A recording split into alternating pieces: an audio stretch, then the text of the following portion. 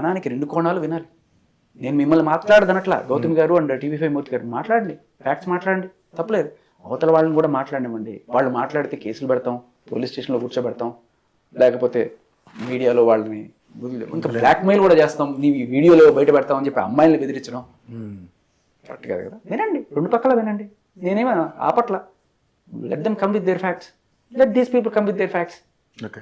So మరి ఇప్పుడు ధర్మ కూడా బయటకు వచ్చారు కాబట్టి మహేష్, సో ఇంకా ఫర్దర్గా ఏం జరుగుతుంది ఏంటనేది మనం చూద్దాం. సో మొత్తానికైతే ఇదంతా ఫుల్లీ ట్రాప్ అంటారు సార్. ఎందుకు డబ్బులు ఇప్పుడు కేసులు ఎందుకు పెడతారు సార్? అంతే.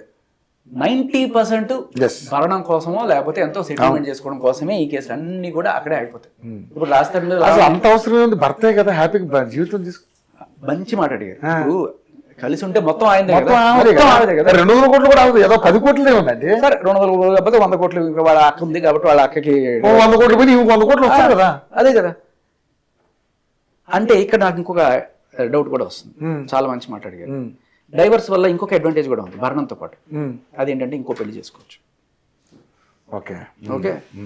సో అప్పుడు మరి కంచంలో ఇంతకంటే పెద్దవాళ్ళు ఎవరన్నా అదే డైనింగ్ టేబుల్ మీద అదే కంచంలో ఇంకెవరన్నా వచ్చి కూడా తినొచ్చు. ఓకే.